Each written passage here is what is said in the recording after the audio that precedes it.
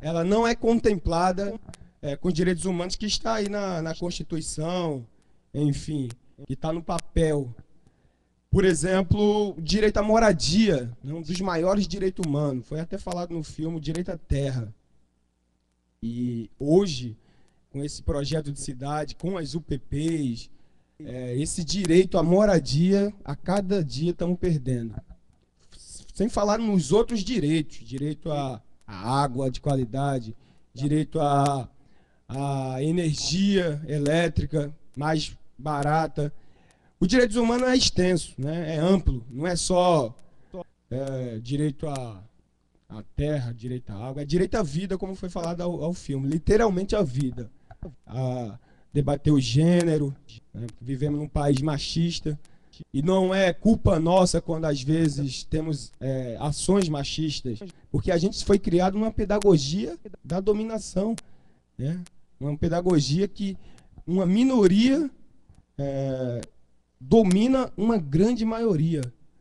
E através da mídia, né? Outro direito humano essencial para a gente poder fazer um debate nessa cidade, principalmente é a mídia. No dia 3 de maio de 2011, a nossa rádio comunitária Santa Marta, ela foi tirada do ar, de forma truculenta, de forma violenta, pela Anatel, a princípio, pela Anatel e a Polícia Federal. Sabemos que, na verdade, o Estado está por trás disso. Quando a polícia vai lá, tem uma ordem. E no dia 3 de maio se comemora a liberdade de imprensa no mundo. Então a gente percebe que não tem direito de nada, a não ser de trabalhar, a não ser de criar riqueza para esse Estado, e essa riqueza não fica ao nosso favor, às nossas famílias. Na verdade, a gente só é escravizado 24 horas por dia e ainda a gente dá graças a Deus por estar vivo. Quando entra o PP no Santa Marta, a gente tem que recorrer a algumas maneiras de reagir. E uma forma de reagir que eu acredito é pedagógica.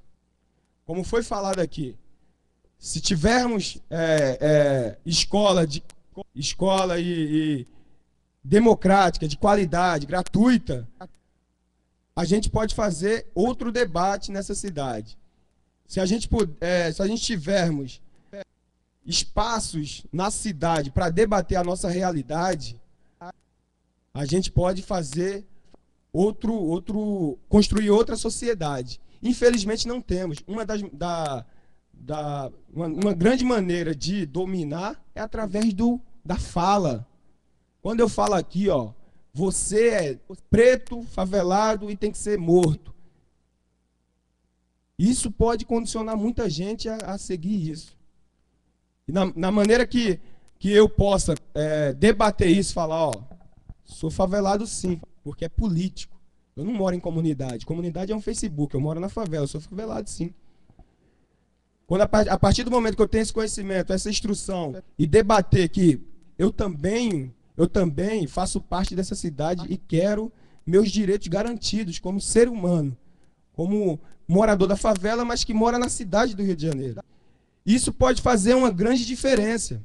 E aí você não baixa mais a cabeça, você não é aquele favelado domesticado, que acredita que foi Deus que quis que eu morasse na favela, perto do tráfico de drogas, sem direitos, nenhum direito garantido, morando num porão.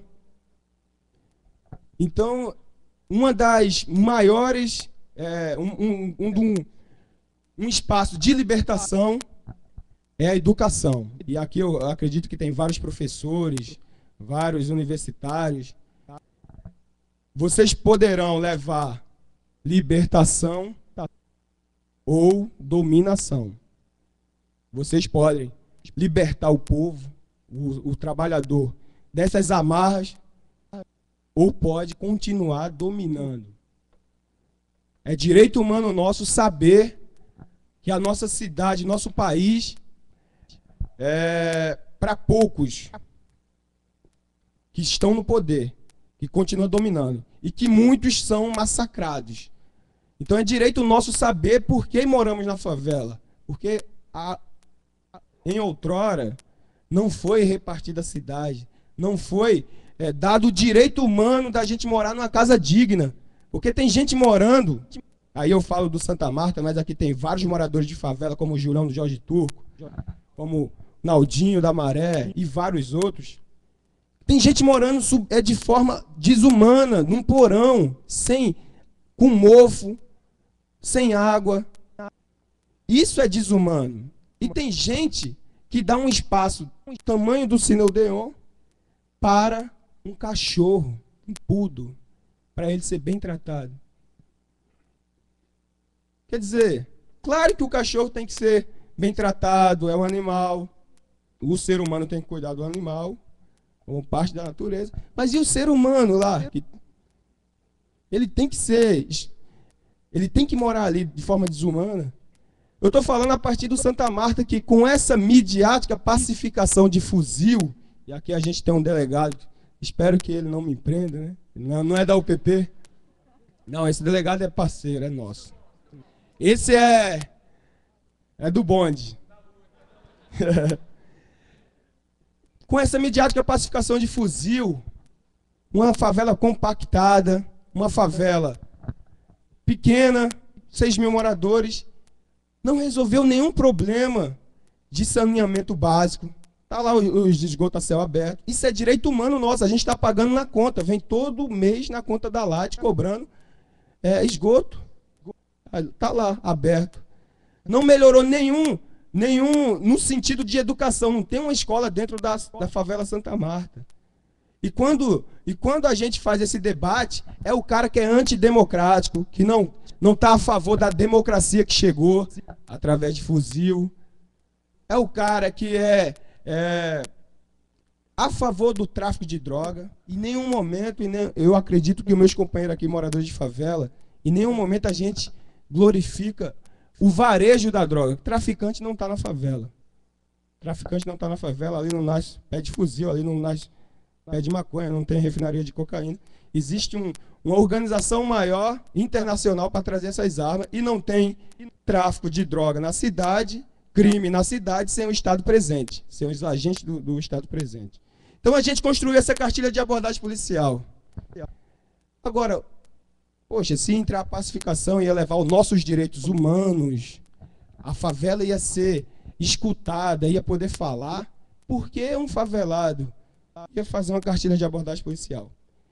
Porque a gente, eu não tenho universidade, eu não tenho um curso superior. Eu sou igual a todo mundo, né? Superior, o diferente é inferior. Então, esse superior a gente também tem que derrubar, como já disse Paulo Freire, essa pedagogia que até hoje a gente retém é da burguesia. A democracia foi burguesa. Esse debate dos direitos humanos nasceu nos anos aqui no Brasil, vem à tona nos anos 50. Mesmo assim, dentro da burguesia, dentro da democracia burguesa. A gente tem que destruir essa Constituição burguesa e construir uma Constituição popular, feita por nós, com consulta popular. Então, dentro do Santa Marta, quando eu trago essa cartilha para garantir alguns direitos, que ela não garante nada. Uma semana depois, eu tomei porrada, fui preso, arrastado no Morro Santa Marta, por 12 policiais, e que ele falava: cadê os direitos humanos para você? Cadê sua cartilha para te proteger? Chama o Marcelo Freixo para ele te proteger. Até eu comentei isso com o Marcelo Freixo. Porque aqui na cartilha tem o mandato do Marcelo Freixo, apoiou várias instituições do Morro Santa Marta, porque os partidos de esquerda que querem revolução, e quando eu falo revolução não é pegar numa arma agora, é primeiramente o trabalhador saber o que é democracia. O trabalhador saber quem é Foucault, Marx. Porque se você perguntar a um trabalhador, e não é culpa nossa, quem é Marx, ele vai falar: deve ser o meu vizinho que mora lá no outro bairro. Quando a gente construir essa Constituição popular, a gente pode realmente debater o que é direitos humanos para todos. Porque o que está aqui, e aí para encerrar, os amigos querem falar também, são direitos seletivos. Porque a burguesia não é boba de fazer direitos humanos para todos.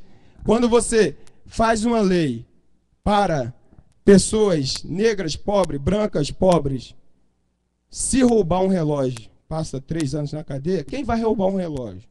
É burguês?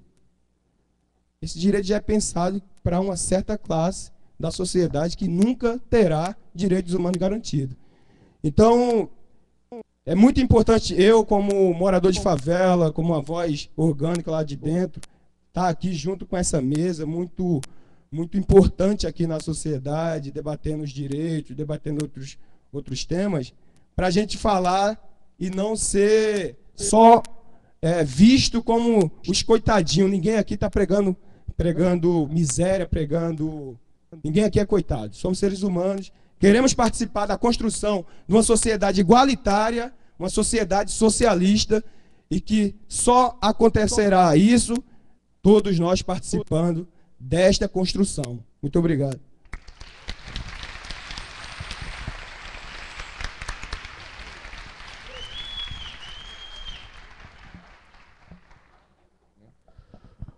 Bom dia a todos. Queria agradecer o convite, né, que foi feito pela organização de estar aqui. Fiel falou como morador da favela, né, eu vou falar como policial. Sou delegado de Polícia Civil, meu nome é Orlando Zacconi, já há 13 anos. E interessante, né, porque conforme o Fiel falou, né, ele como morador de favela, ele tem a origem num local, né, onde os direitos humanos não se realizam, né. E eu tenho na minha atividade profissional, né, um local onde os direitos humanos não são implementados, né, porque a polícia é o foco exatamente dessa suspensão, né, dos direitos humanos, que é uma coisa interessante, né. Nós temos um problema muito sério. Desde que os direitos humanos surgiram enquanto norma em abstrato, né, uma declaração universal, enquanto um princípio metajurídico, né, a violação, né, a tudo aquilo que os direitos humanos tenta proteger, e aí vamos falar da vida, que é o direito humano, digamos assim, né, de primeira geração básico, ao qual eu quero me ater hoje, porque eu tenho dedicado os últimos anos ao estudo da violação desse direito humano, que é o direito à vida, cresceu. Olha só que interessante. Foi falado no filme, esse filme é muito bom, só vou fazer uma crítica depois ao letreiro final.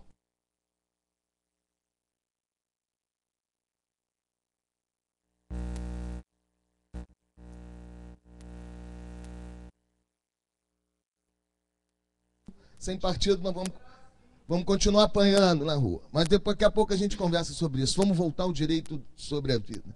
Direito básico, né? Direito à vida. Esse direito à vida, após a Declaração Universal dos Direitos Humanos, ele foi muito mais violado, né, na história.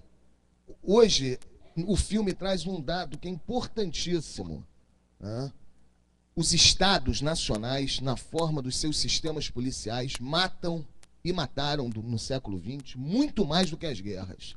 Tem dados assim que são precisos, porque eu estou estudando agora no doutorado a letalidade do sistema penal do Rio de Janeiro através dos chamados autos de resistência, né? O professor Nilo Batista citou, né, que nós temos mais de 1000 mortes por ano no sistema penal, né, no Rio. Pra vocês terem uma ideia, no ano de 2007 foram 1.330 pessoas mortas no estado do Rio de Janeiro. E o que isso representa além de uma estatística, né? Porque hoje a questão da dignidade da vida, ela é correlata a uma indignidade da vida. Essa vida indigna, essa vida matável, ela só serve para virar estatística, né? Só estatística.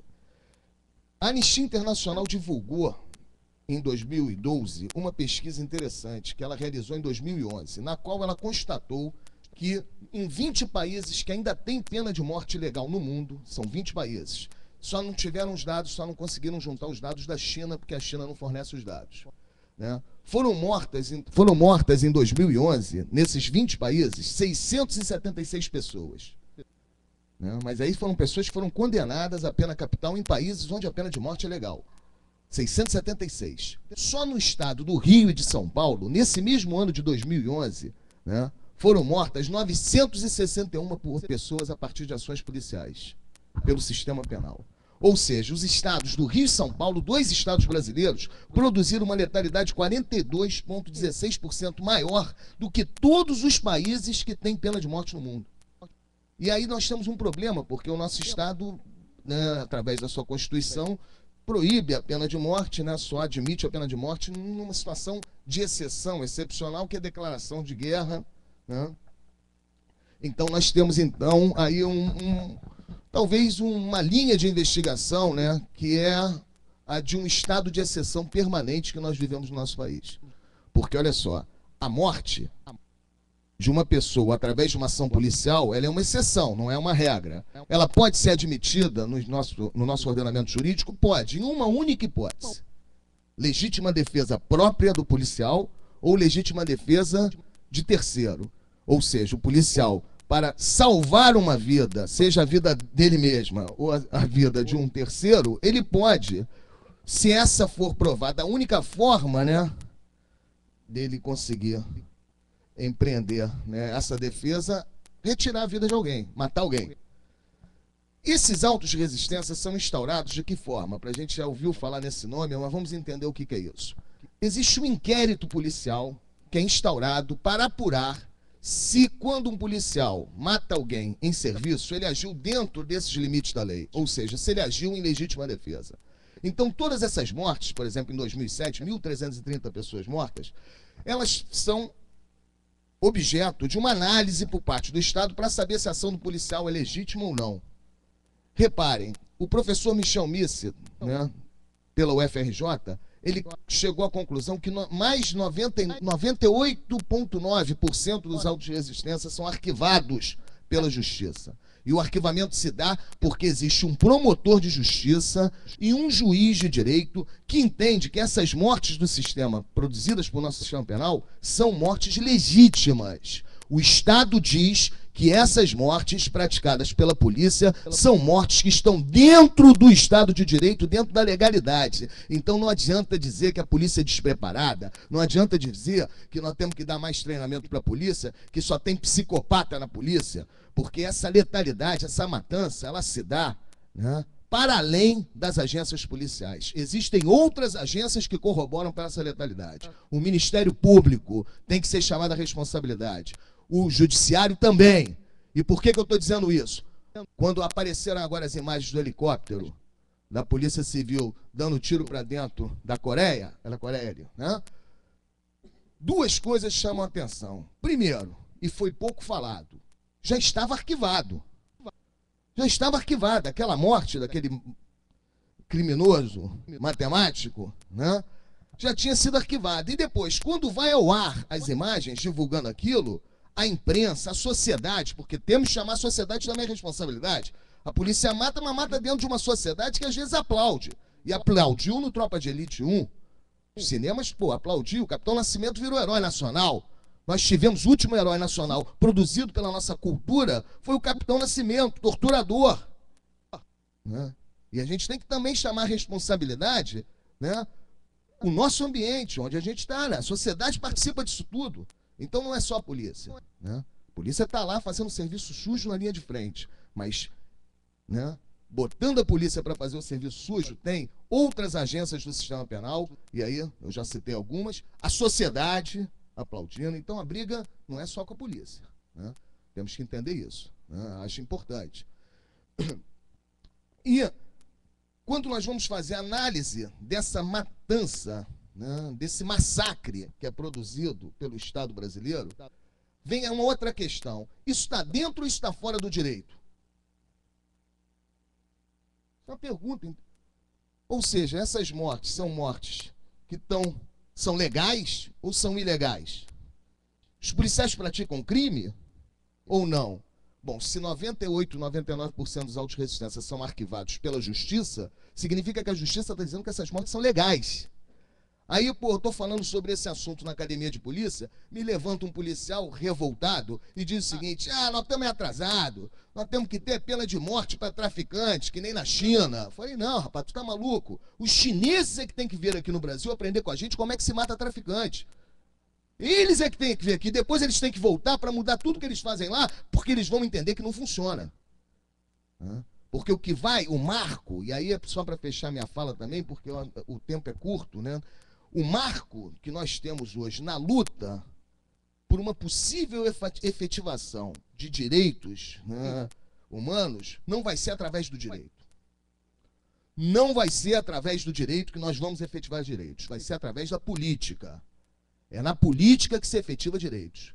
Né? Então, nós não temos que, cada vez mais, né, e eu acho que isso, de uma certa forma, tem aparecido hoje nos movimentos populares, de uma certa forma, um certo entendimento de que é na política, não é mais no tribunal.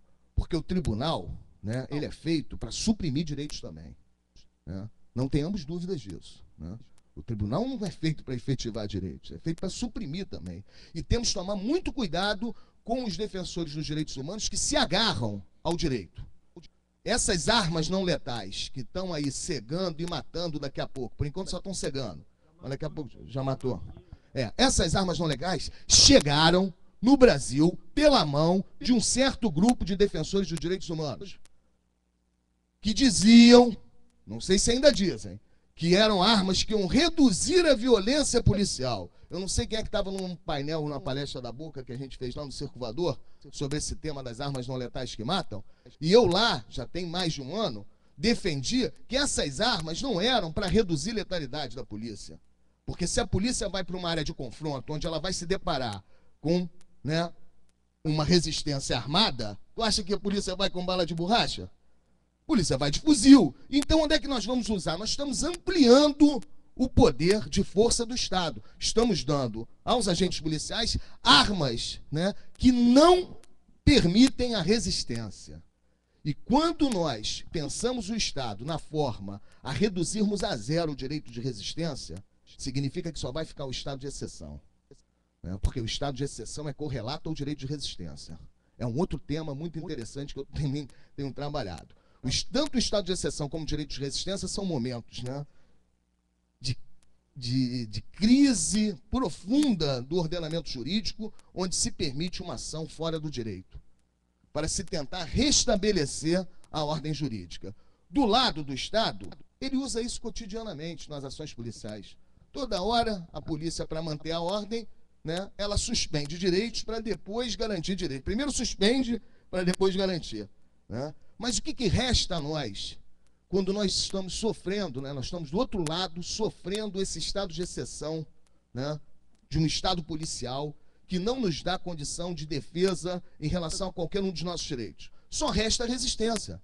Só resta o direito de resistência. Né? Então, acho que nós temos que pensar, né, profundamente na questão dos direitos humanos, no sentido de problematizá-lo face à existência deles dentro da estrutura dos Estados nacionais. Por quê? Para efetivar direitos humanos, se cria, e isso foi criado pelos filósofos, Locke, Rousseau, né, todos esses caras constroem a seguinte ideia. Né? Essa ideia é que é o cerne da questão. Né? O monopólio do uso e do exercício da força pelo Estado se dá na defesa da sociedade. Pô, tem um livro do Foucault, você falou Foucault, pô, cara, fiel. Aí, tem um livro do Foucault, que é um compêndio de aulas que ele ministrou, né, lá na França, chamada assim, Em Defesa da Sociedade. São uma série de aulas que o Foucault ministrou. Esse livro, ele dá ali o marco de onde está o problema. Todas as violações dos direitos humanos são feitas para a proteção da sociedade, maluco. Então não tem jeito.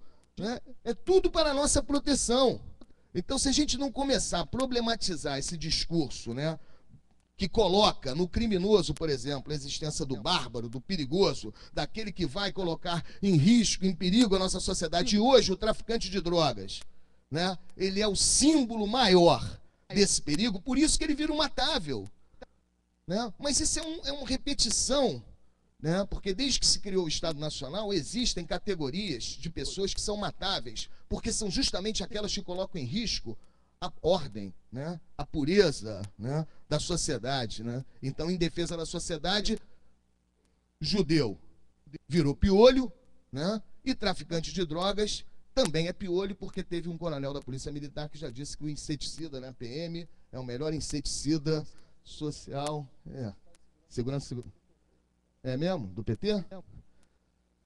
sem comentários, né?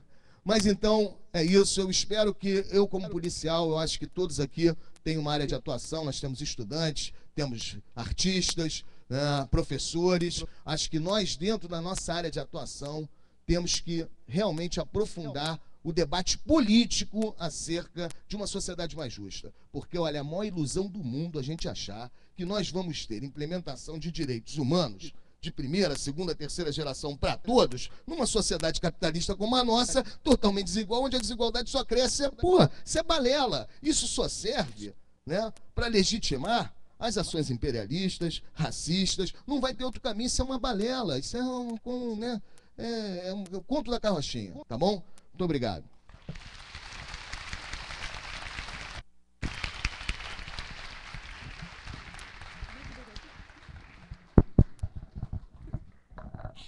Desculpa.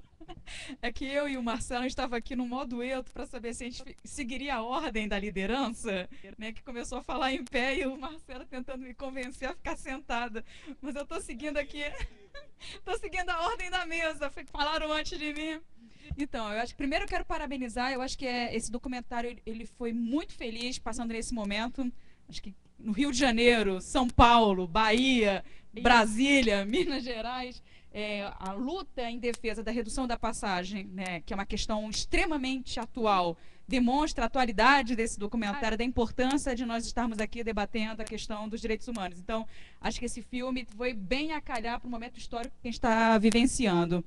E aí pensar um pouco, né, no que seja os direitos humanos, essa categoria que já surge, né, combalida, é pensar um pouco do aspecto histórico. Acho importante a gente recuperar um pouco da historicidade para entender o período contemporâneo e entender, né, todo esse processo de estado de exceção, e aí eu compartilho das teses, né, de vários teóricos, que nós vivemos um estado de exceção e um estado de exceção que não precisa produzir um estado totalitário. E isso é grave, porque você tem discursos, né, de democracia, participação, e em alguns territórios o que eu vou ter ali é supressão radical de direitos e cidadanias. Então, a gente está convivendo no mesmo momento com um estado de exceção, de supressão de direito para categorias sociais inteiras, sem terra, sem teto, né, negros, pobres, encarcerados. E isso é grave.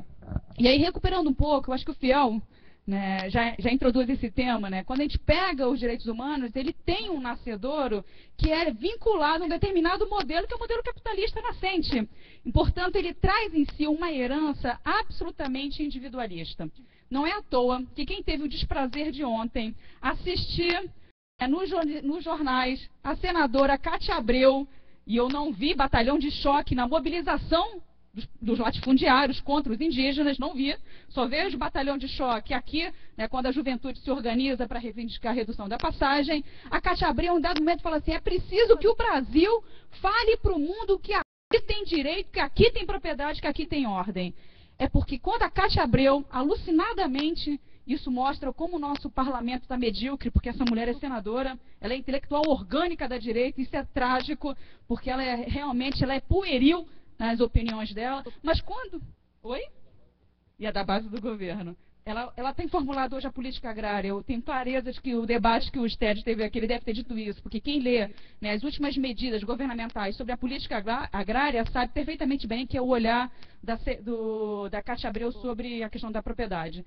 Mas quando ela fala isso, né, aqui tem propriedade, o Brasil precisa alertar o mundo que aqui tem regras, aqui tem ordem, aqui tem o direito de propriedade, ela está remontando uma organização de direitos humanos cujo nascedor é isso mesmo, é propriedade e indivíduo. Ainda que a gente consiga pensar historicamente, posteriormente, uma ampliação dessas categorias, né, os direitos coletivos como da segunda geração, os direitos ao meio ambiente, aos povos tradicionais como terceira geração, e há quem diga, quem está vivendo uma quarta geração, trabalhando com a ideia da bioética, né, porque você tem um avanço tecnológico que permite hoje a medicina, a ciência, a produzir. Qual é o limite ético para esse debate? Ainda que a gente pense nisso, o seu nascedouro está muito arraigado ainda numa lógica colonial. Né? A modernidade ocidental é uma modernidade absolutamente uniformizante. É por isso que o Obama se sente muita vontade em falar para o Brasil, dizendo assim, olha, a democracia não é anseio americano, não. A democracia não é um anseio brasileiro. O mundo, não faço ideia qual seja, mas o mundo todo compartilha a mesma imagem, o mesmo ideário. Essa ideia da universalidade que marca os direitos humanos é justamente um ponto nodal da fragilidade dos direitos humanos. Porque se por um lado ele é universal, portanto ele traz uma herança colonial, ele suprimiu a pluralidade que marca a experiência da vida. Mas por outro lado, se ele é universal, na sua linha de defesa foge do Estado-nação. E esse é um dos maiores temas quando a gente discute a questão dos fracassos das políticas globais no campo dos direitos humanos e nos ataques atuais aos direitos humanos, é porque o direito humano, quando ele surge na perspectiva de que ele é um direito universal, portanto, ele está acima de qualquer Estado-nação. Ele não é neutralizado. E a gente sabe que no campo jurídico, toda a construção de direito de cidadania passa pelo território. O direito humano não tem território, mas ele só pode ser efetivado no território. Isso juntando com o período contemporâneo que a gente está vivenciando de estado de exceção, coloca uma pá de cal em qualquer possibilidade de estar se pensando essa categoria de direitos humanos, porque ela traz em si, né, uma história absolutamente complexa, né, de perversidade, né, de eliminação. Quem quer conhecer melhor o que é um direito humano, é só ler o texto do Frei Bartolomeu de Las Casas, vendo o que foi a colonização, né, com relação às comunidades indígenas, né, tradicionais, para entender que o nascedor, a ideia do humano, né, que o mundo ocidental vai trazer, ela cinde a sociedade numa lógica binária de que alguns são racionais, alguns são iluminados, alguns são civilizados e os outros são bárbaros, os outros são hordas. Pensar o estado de exceção no contemporâneo é pensar que essa mentalidade, essa ideologia que marca a formação dos direitos humanos, colonizadora, está presente. Ele está presente. Quem acompanhou a mídia sabe que um promotor, e eu não faço ideia como esse indivíduo ainda continua sendo um promotor, em São Paulo, né, preso no engarrafamento, coitado, né, no seu autocarro cheio de ar-condicionado, preso no engarrafamento na ação, né, da juventude em São Paulo, manda para a rede social do seu celular. Eu tenho problemas com tecnologia, eu não tenho nem rede social, por isso eu só sei as coisas da rede social quando meus amigos que têm rede social me comunicam.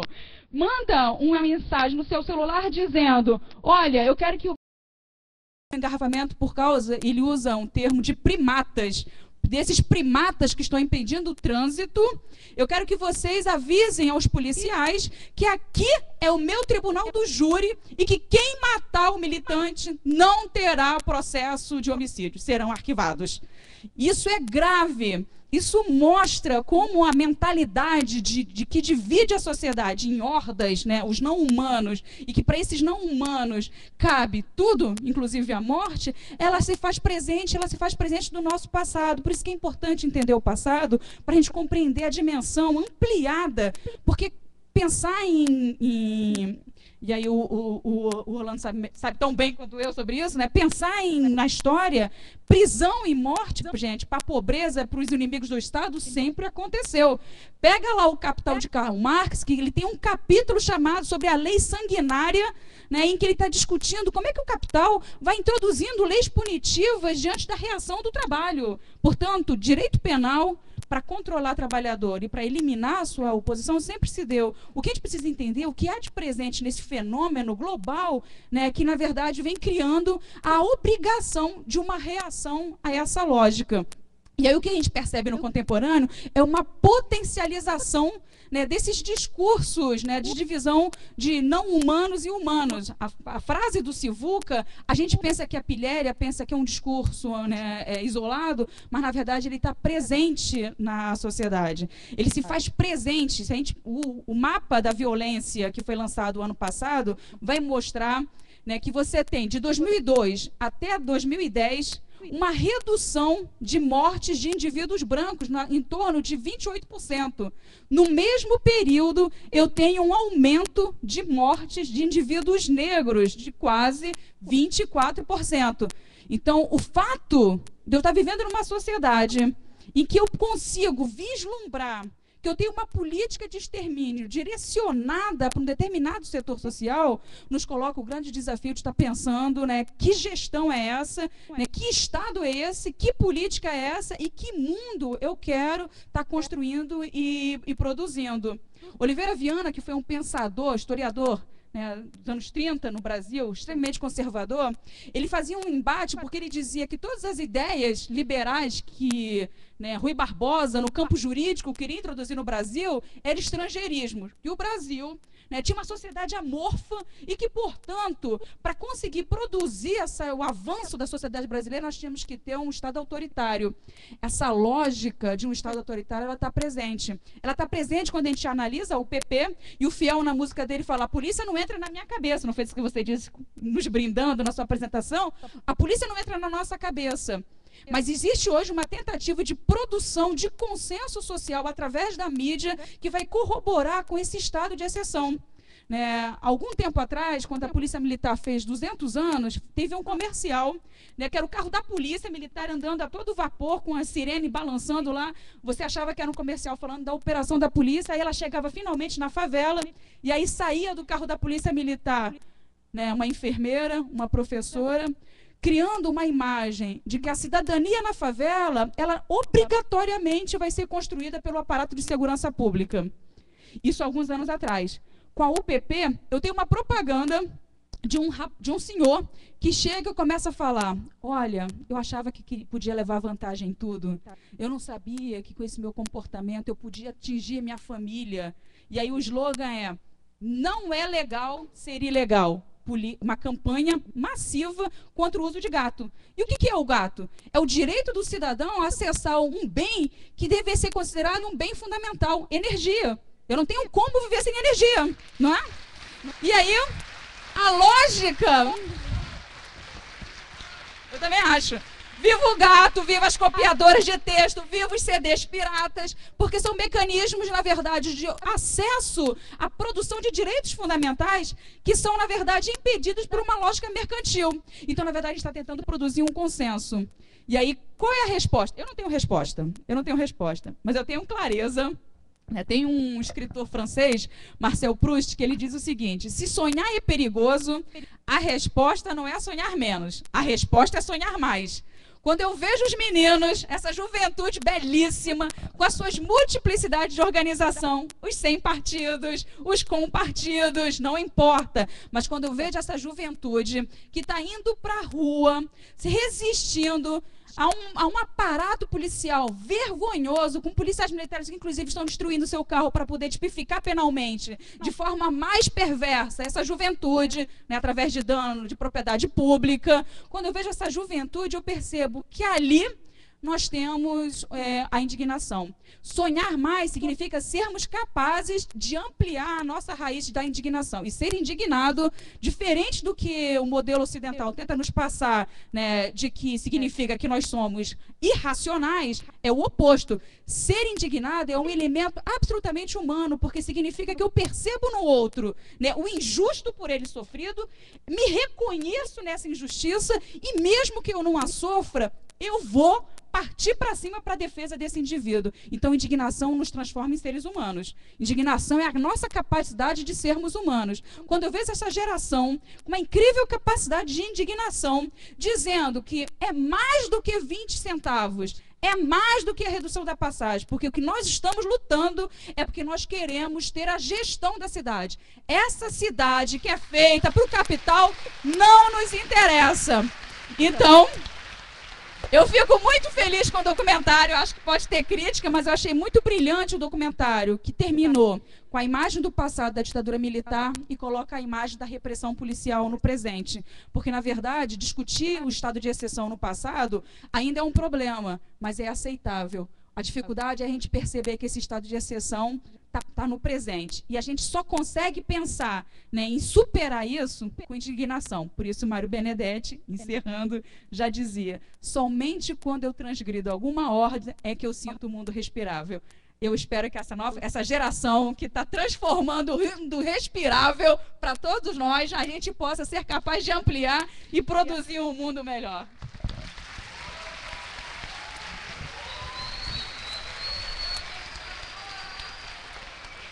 sobrou para mim, vou falar em pé.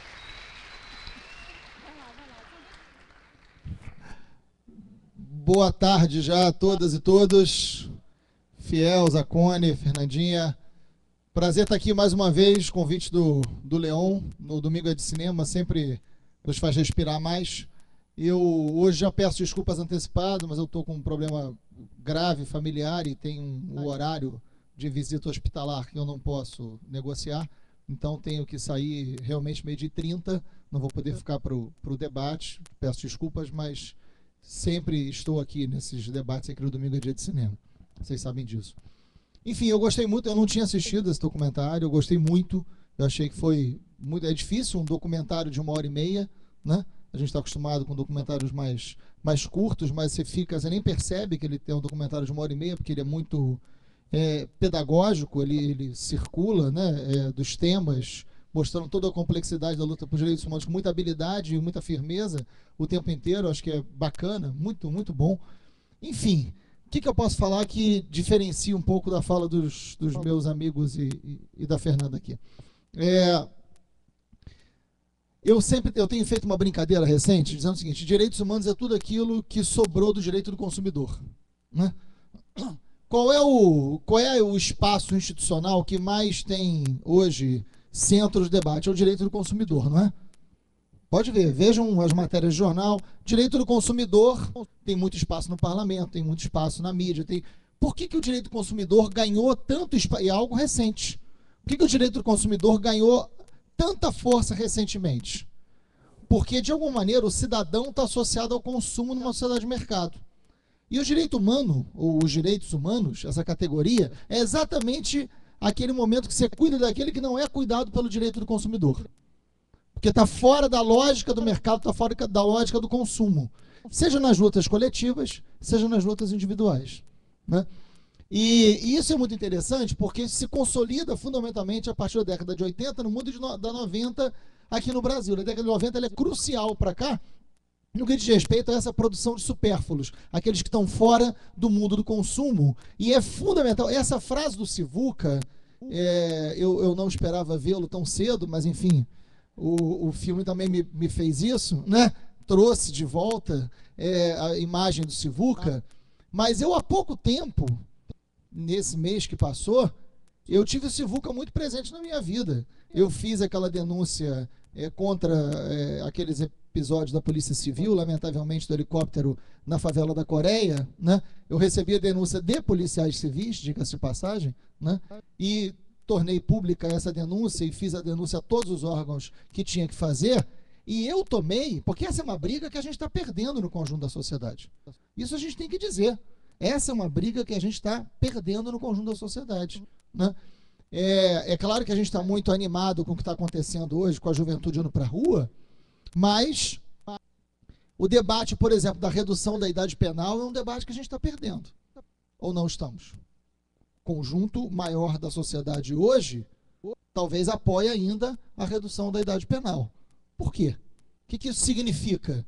Então a gente tem que trazer, por um lado, o ânimo, por outro lado, a realidade, para saber que o desafio que a gente tem é muito grande, né? A tortura, que é talvez um dos maiores símbolos históricos de todos os tempos, de todos os povos, de violação de direitos humanos, ela é sistemática e permanente nos tempos de hoje, não só da ditadura. O número de pessoas torturadas hoje, agora, nesse momento, tem gente sendo torturada nos porões do Estado. Agora, nesse momento, né? Isso que o Fiel contou aqui, que quando ele tomava porrada na polícia, o cara falava, vai lá, chama lá o Marcelo Freixo. Ontem à noite eu recebi uma mensagem de um familiar de preso, dizendo exatamente isso, Fiel. Ó, estão transferindo uma série de presos do lugar tal para o lugar tal, estão dando porrada e estão mandando chamar o senhor. Né? Virou mania, né? E aí, por quê? Porque é um negócio, porque ontem à noite, e hoje deve estar acontecendo.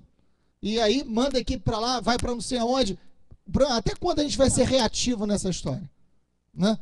Então, esse é um debate que a gente tem que aprofundar, e é ótimo que a gente tenha esse tema aqui. Quando eu fiz a denúncia dos policiais civis lá, não sei quem lembra, mas nas redes sociais, eu apanhei feito boi ladrão.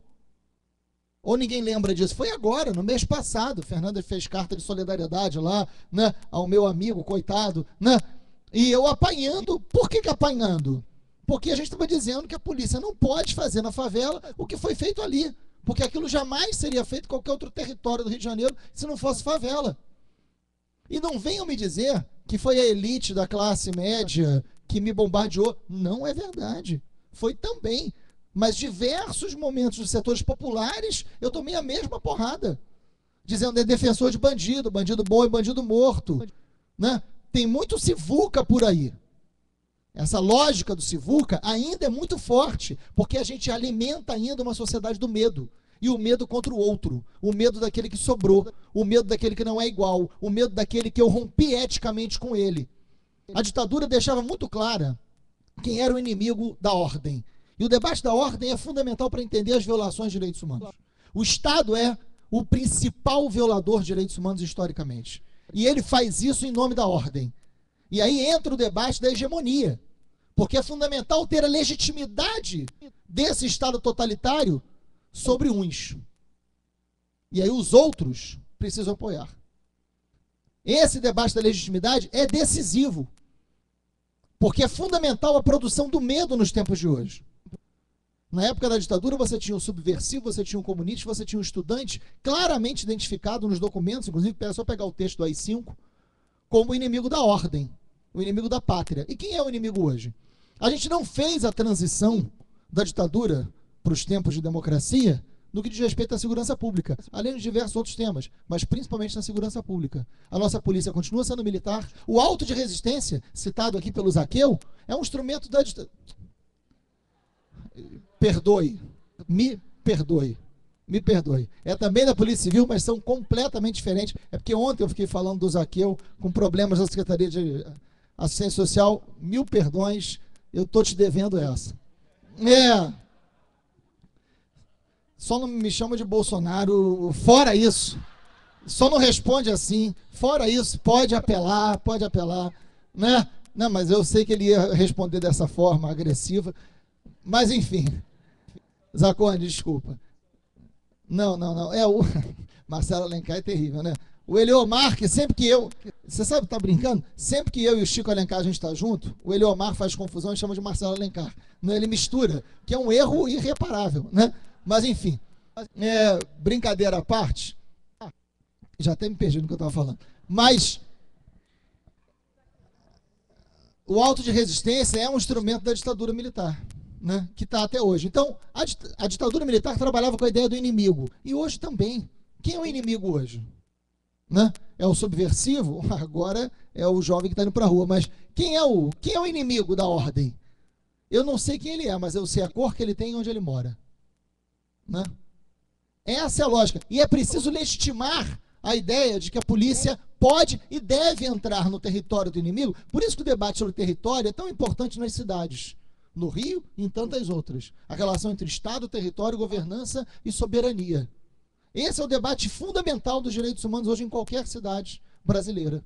Enfim, mas eu queria provocar uma coisa, que é essa ideia do direito do consumo e da sociedade de mercado. Né? Eu quero ler, e eu quero ser insuspeito, porque eu quero ler o livro do Márcio Pockmann, que é uma pessoa do PT. O livro dele é um livro muito interessante, chamado Nova Classe Média, é uma pergunta. Né? Eu vou ler um trecho, agora essa luz vai servir. Seja pelo nível do rendimento, seja pela ocupação, seja pelo perfil e atributos pessoais, o grosso da população emergente não se encaixa em critérios socio-objetivos que possam ser claramente identificados como classe média. Associam-se, sim, às características gerais de classes populares, que, por elevar o rendimento, ampliam imediatamente o padrão de consumo. Não há, nesse sentido, qualquer novidade, pois se trata de um fenômeno comum, uma vez que o trabalhador não poupa e sim gasta tudo que ganha. Em grande medida, o segmento das classes populares em emergência apresenta-se despolitizado, individualista e aparentemente racional à medida que busca estabelecer a sociabilidade capitalista. E, por fim, ele bota o seguinte: a interpretação de classe média ou de uma nova classe média resulta em consequência do apelo à reorientação das políticas públicas para a perspectiva fundamentalmente mercantil. Quem está dizendo isso é alguém do PT. Né? Por que eu estou dizendo isso? Porque, e aí eu quero associar isso a um outro dado que eu acho muito interessante, que a gente tenha. Só para que vocês saibam, o orçamento de 2013, o orçamento federal de 2013, 42% desse orçamento foi destinado ao pagamento da dívida pública. 42%. Isso significa 900 bilhões de reais. 71 bilhões, e não 900 bilhões, foi destinado à educação. 87 bilhões destinados à saúde, 5 bilhões à reforma agrária, 900 bilhões ao pagamento da dívida. Né? Enfim, com uma semana do que se pagou a dívida, se paga todo o dinheiro investido no Bolsa Família. Por que eu estou dizendo isso? Porque hoje, a lógica que se tem de cidadania está absolutamente vinculada à ideia do consumo, do ingresso no mundo do consumo, e não nos direitos fundamentais de educação, de saúde, de transporte, de moradia. Isso se tornou secundário pela lógica de reafirmação de uma sociedade de mercado como grande instrumento de avanço de um modelo de sociedade. E aí, nesse sentido, para mim, entra o debate mais importante, que é o questionamento. A luta pelos direitos humanos ela é fundamental em qualquer dor singular, em qualquer maltrato, em qualquer preconceito, e também nos povos, os atingidos pelas barragens, os atingidos pela CSA, aqui do Rio de Janeiro, né? Enfim, os povos indígenas, todas, do mais individual ao mais coletivo, a luta por direitos humanos é essencial no processo de reafirmação de luta democrática, de sociedade mais justa. Enfim, mas independente disso, o grande desafio que a gente tem hoje é questionar o modelo de desenvolvimento que está colocado no Brasil. Isso é fundamental, porque o Estado hoje é o principal violador, não só porque ele viola na ponta através da polícia, que é o mais imediato e mais fácil de ser visto, mas o que ele viola por uma concepção de sociedade de consumo que ele reafirma. E mais do que isso, por uma concepção de desenvolvimento que não nos interessa, porque o desenvolvimento e uma sociedade desenvolvida tem que ser aquela que tem respeito à dignidade humana. Uma sociedade não pode ser forte economicamente se uma parcela significativa do seu povo não tem dignidade. Esse é o debate essencial da luta por direitos humanos, porque é fazendo esse debate que a gente sai da defensiva. É fazendo esse debate que a gente deixa de ter que ficar explicando que a gente não é defensor de bandido, que a gente não defende uma coisa ou outra, a gente precisa sair da defensiva. A gente precisa ter uma lógica de reafirmação de um outro modelo de sociedade que não só é possível, mas é necessário. Então a luta por direitos humanos não é a luta dos militantes, esse pessoal de direitos humanos, como se fala. Não. É a luta de quem quer uma sociedade mais justa. É a essência da nova luta de classes. Porque a relação capital-trabalho, mais do que gerar desemprego, mais do que gerar mais-valia, a relação capital-trabalho hoje gera aqueles que não são considerados humanos. Gera aqueles que não servem, que são supérfluos. E é sobre eles que a gente sempre faz o debate na defensiva. Não! O nosso debate tem que ser propositivo, de uma outra sociedade moldada num processo de desenvolvimento, num processo de crescimento, que o eixo central é a dignidade da pessoa humana, no seu direito ao transporte, à moradia, à educação, à saúde e o direito de ser feliz e de construir a sua cidade. Hoje, essa juventude não está indo para a rua por causa de 20 centavos, não. Essa juventude está indo para a rua porque não tem qualquer canal de participação efetiva. Sabem disso? A sociedade de aplauso e a cidade de negócio não dá espaço para que a gente construa a sociedade que a gente quer. Né? Nenhum de nós quer ser cidadão foca, sai de casa, bate palma e volta. Não, a gente quer construir. E essa garotada está indo para a rua hoje porque ela quer construir uma cidade. E vai construir. Essa é a luta por direitos humanos. Obrigado, gente.